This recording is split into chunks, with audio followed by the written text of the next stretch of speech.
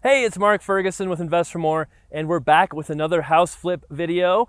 This is one we have shown a few times from when we first bought it, as we've worked on it, and now it's done. So we're going to walk through it, show you what we did, how much we spent, how much we bought it for, and talk about how much we're going to sell it for as well. So we'll get into this house very soon, but of course make sure to check out investformore.com, my blog, which has hundreds of articles on being an agent, investing in rentals, flips, wholesaling, all kinds of great info, and we have 9 books on Amazon as well, so be sure to check those out. So this house we actually did some landscaping on, which many of you know is rare, but it happens once in a while, and the sprinklers are even going to make sure the grass doesn't die. But this is one we bought for $200,000, and I bought it basically through networking. So oh, the sprinkler, there we go. Another agent who I know in the Denver area and who I've networked with before on Facebook and who I actually used to live by when I was a kid. He's a little bit older than me, but I was friends with his sister, sent me this deal. So he does most of his stuff in Denver. He knew I was in Greeley, and he told me he had a potential house flip he wanted to show me. We met here, came up with a price, and we got the deal done. So we ended up buying it for $200,000, and the house was not in bad shape. So I think it was built right around 1910. I don't have the exact date. And had these original hardwood floors, had some updates done like the windows, which didn't end up mattering, but at the time it seemed okay. And just, it's a much bigger house on the inside than what it looks like from the outside. So we came in, refinished the floors, painted everything, put in new fixtures, and didn't do a lot of major changes, but tried to just freshen it up.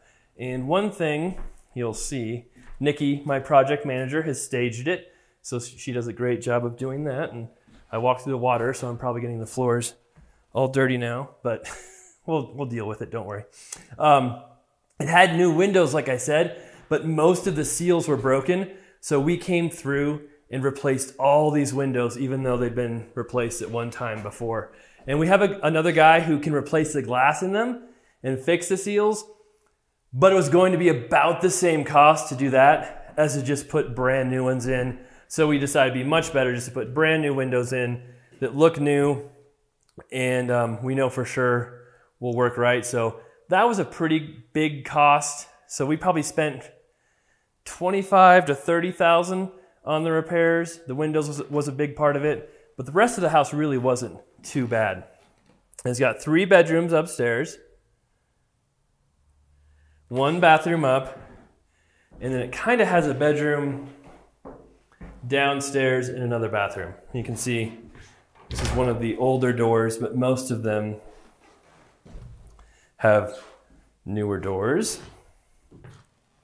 This grate we had to wait for a while. It broke when the hardwood floors were being refinished, and we just got that. Really cool, but I'm not sure if anybody should ever walk on it. So hopefully, whoever buys it will be careful with it. Big dining room, as you can see. Huge dining room. And it's got some of the built-ins still here. We tried to keep all of those. This door had a swamp cooler attached to the outside of it before. Really neat door. Oh, if I can get it open with one hand. I don't know if I can do that. We'll show you the outside through the porch. But of course kept that door. And then we have another bedroom right here.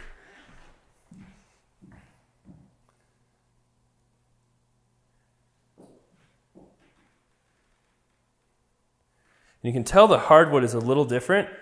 Those bedrooms have, I don't know if it's older wood, but you can tell just a little bit different plank size. Those are wider, and then they always show up a little different color. But I still think they look great, even with the different variances right there. On the kitchen, we didn't do a whole lot in here either. The upper cabinets we kept, so those were already here, and we replaced the lower cabinets. So we'll have a link to the before shots, and we'll probably put in some of the before shots in this video as well to see what it looked like. and we kept those built-ins there too. So again, nothing too crazy, nothing super fancy, and that's because we don't have to do anything super fancy. And if we do super fancy stuff, we usually lose money. So it's a good reason not to go that route.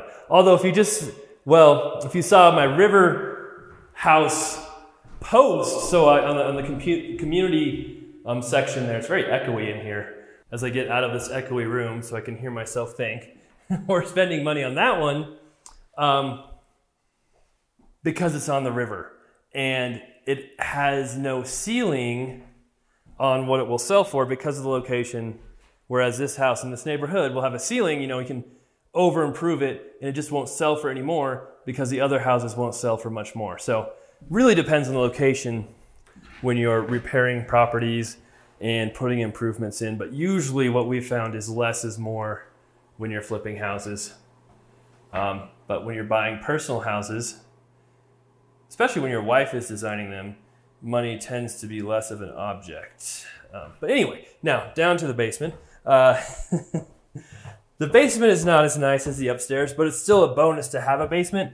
A lot of these older houses don't have a basement, or if they do, you can't even stand up in it. But this has a fairly functional, usable basement. And in the before video, I'm sorry, the gangster panda is gone. There was a panda bear there with some guns looking pretty gangstery. So he's gone. We got rid of him. We didn't think he would appeal to most buyers.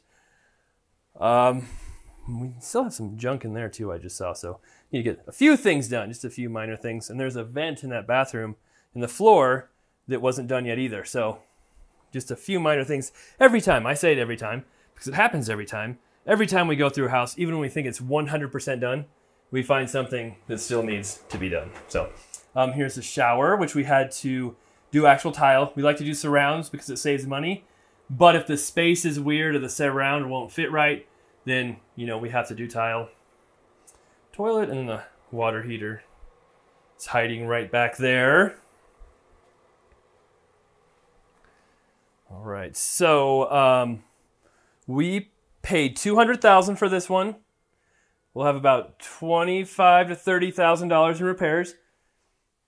If you heard that, I don't know if you could hear it, but there is a rooster crowing outside, which is interesting in town, but you see that once in a while, or hear it, I should say, once in a while. We'll have another $20,000 to $25,000 in carrying costs, selling costs, financing costs, and then I said we're hoping to get about $310,000 to $315,000 for it. So should be a good flip, should be a really good one. We're hoping that it not having a garage doesn't hurt it. It did have a garage at one time.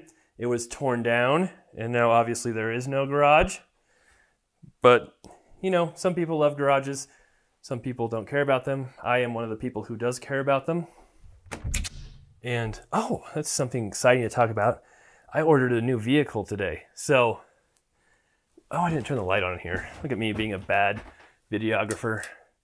Oh, we got rid of all our doors too. Look at that. So this is the closest thing we have to a murder room. Most of my houses have a murder room. And this could be pretty creepy. But I know I'm jumping all over the place. I did order a new vehicle today. So I had my Audi S4, which has been my daily driver for 8 years, something like that. It's a 2010 model. Been amazing. Such a fun car. But it's pretty much dead now. I think it's got transmission problems. And my kids yell at me every morning for taking them to school in the tiny car, especially when we have to take the neighbor with us.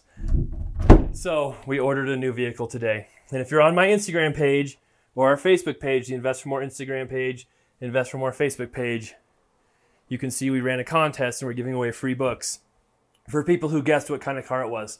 So I won't tell you here. I'm going to make people go to Instagram, or if there's a nice person on here, they'll probably spoil it for the rest of you and tell you. So, sorry. And here's the backyard, which is where we spent all the money, as you can see. Again, we don't have to spend a ton of money in the back, so we don't. The sidewalk was slightly broken, so we took out the broken pieces and called that good. And again, it's something like this where the buyers, 90% of the time, will be like, kind of sucks back here, but it's not going to stop us from buying the house. And if we want to do stuff back here, it's something we could probably do ourselves. Whereas the kitchen, the bathrooms, you know, all of that stuff, it's not something where they can be like, oh, we can just do all this work ourselves. It's easy. So that's why we spend the money where we spend it. All right, so that's the property. Hope you guys enjoy these tours. And if you saw just now, there is a separate entrance out the back. So someone could possibly make that a second unit if they wanted to. Again, that person is not me, but possibly the new owners. Again, check out investformore.com for much more information on our flips, rentals, being an agent, all of that good stuff. And we appreciate the likes, comments, shares. Keep those coming and welcome new subscribers. We'll be back with many more videos on new flips, rentals, progress videos, and advice videos. So please stick around, and thank you guys for all your support.